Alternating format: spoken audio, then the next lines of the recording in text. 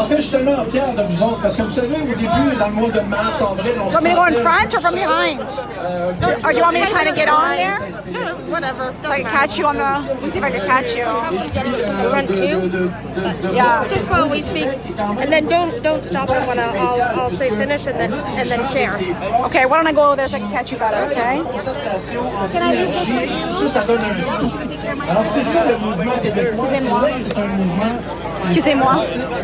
I'm gonna film Christine. Make it.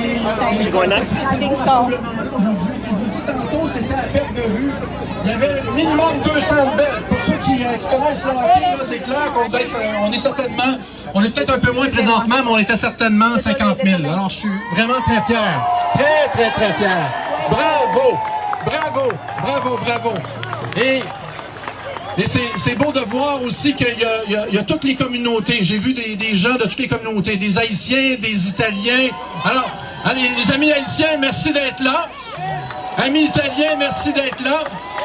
Amis anglophones, merci d'être là.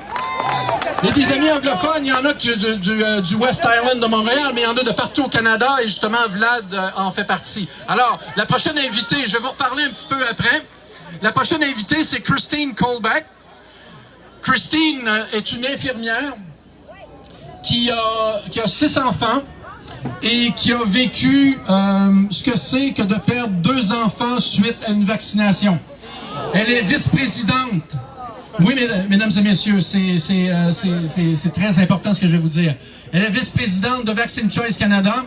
Et cette dame, cette lady que j'aime de tout mon cœur, a été ma porte d'entrée envers quelqu'un pour qui j'ai beaucoup d'admiration, M. Rocco Galati. Vous savez, c'est lui qui défend tous les Canadiens, qui va aller jusqu'en Cour suprême pour botter le derrière de cette tyrannie-là. Et, écoute, merci beaucoup, chère Christine. Christine, je t'invite à prendre la parole. Encore une fois, Christine va parler français, mais elle parle anglais. Donc, si jamais il y a des petits problèmes de traduction, on va tenter de faire du mieux qu'on peut. Je te cède la parole, chère Christine.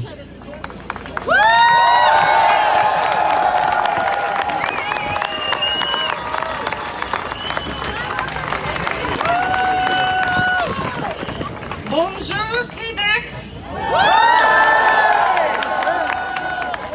Je m'appelle Christine Colbeck.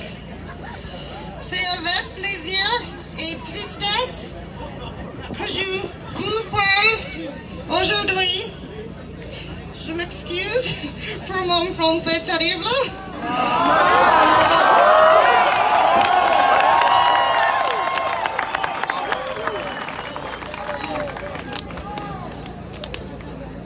Donc je veux parler en anglais.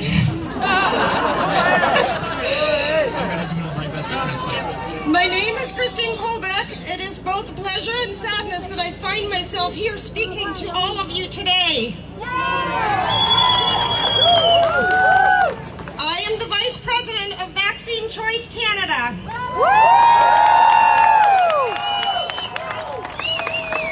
We are an organization that has been fighting for your rights for the past 38 years. Christine est vice-présidente de Vaccine Choice Canada. C'est avec plaisir, mais avec tristesse qu'elle est ici. Il faut comprendre qu'elle a été dans le combat de Vaccine Choice Canada depuis 30 ans, plus de 30 ans. I am the mother of 6 children. My first child, Laura, died a few hours after an adverse reaction to her vaccine. My 5th child, Carter, also suffered a severe adverse reaction to a vaccine that resulted in lifelong neurological impairment. My son, Carter, just died last year. On July 6, 2020, would have been my son Carter's 25th birthday. And while he celebrated in heaven, we honored this special day by filing a legal challenge against Justin Trudeau, Doug Ford, Theresa Tam, and the CBC.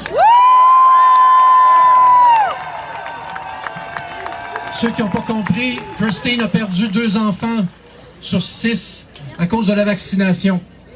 Ça, c'est un fait. Et le 6 ou le 7 juillet, la façon de revenir à la charge a été d'être aux côtés de Rocco Galati et de poursuivre le gouvernement du Canada, le gouvernement d'Ontario et toute cette gang-là pour ce qu'ils ont fait jusqu'à maintenant au niveau des vaccins et au niveau de la crise sanitaire. Alors, merci.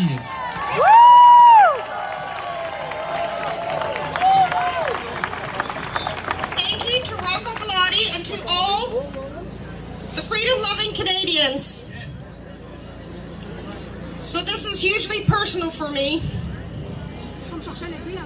We now have unelected health officials running our country, and they're all saying the only way this tyranny will end was with a vaccine, vaccine, vaccine.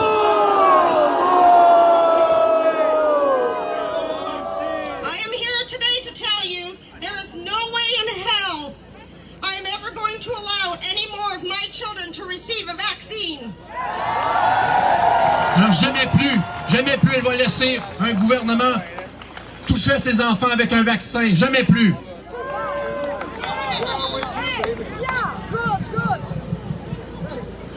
Especially if that vaccine is rushed to market, inadequately tested, and the government indemnifies the manufacturer of all liability.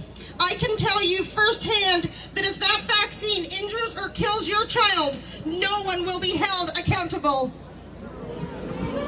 Dans le cas des vaccins, si jamais des vaccins sont donnés et qu'il arrivait quoi que ce soit à vos enfants et même qu'ils mourraient, ils ne sont pas tenus responsables.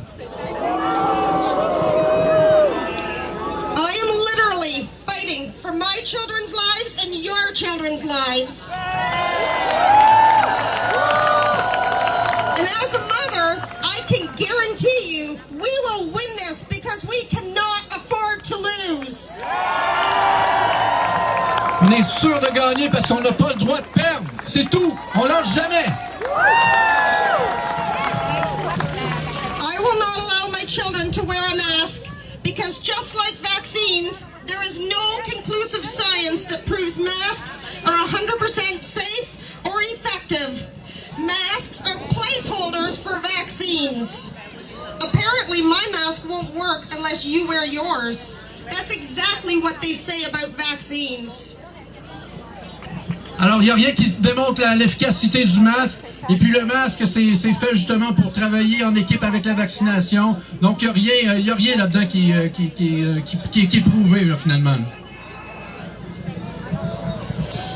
If COVID-1984 was a real pandemic, we would not need the government to tell us to wear a mask. They don't even call them masks anymore. They call them face coverings. Does anyone know which prestigious medical journal I can find the study that shows face coverings will save us from a pandemic? Our medical experts have become politicians, and our politicians have become medical experts. They are torturing Canadians psychologically and physically. They are strategically taking away our rights and freedoms a little at a time. They have censored our freedom of speech, and they have silenced us with masks. They have encouraged neighbors and friends to snitch on each other, and they are dividing us to take away our power. Alors, ils nous divisent entre nous. Alors, on nous demande de moucharder nos voisins. Et tout ça pour des politiciens qui se prennent pour des scientifiques et des scientifiques qui se prennent pour des politiciens. They have crippled our economy by shutting down small businesses while allowing large businesses to flourish and monopolize profits. They have isolated us by locking us in our homes, and they have killed our elderly family members in long-term care homes. Now they are coming for our children in the schools. Ils ont détruit notre économie avec le fameux lockdown au niveau des petites entreprises qui étaient jugées non essentielles, alors qu'ils ont laissé les grandes entreprises comme les Walmart de ce monde profiter et faire encore plus de profit. Ils nous ont mis en lockdown dans nos maisons, donc en confinement. Ils ont tué nos personnes âgées. Et maintenant, ils s'en viennent pour nos enfants dans les écoles.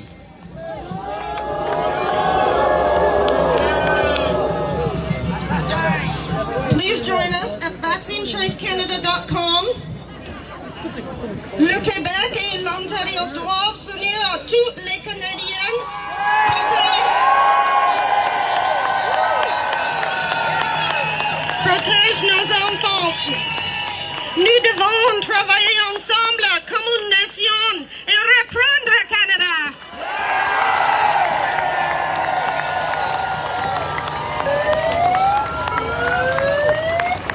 Nous ne perdrons pas nos enfants et nous ne perdrons pas nos libertés.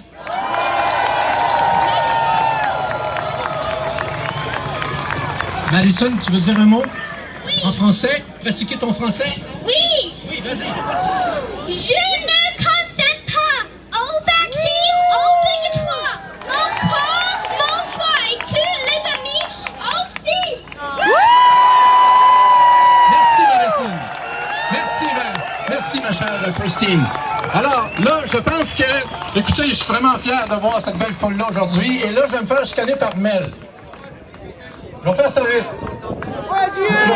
Mel n'est pas contente. Je le dis, là. Alors, je vais laisser parler Jean-François. Jean-François, tu as 45 secondes. 45 secondes, sinon je vais faire la chambre. Mais comme tu l'as dit, il y a le chiffre. Donc,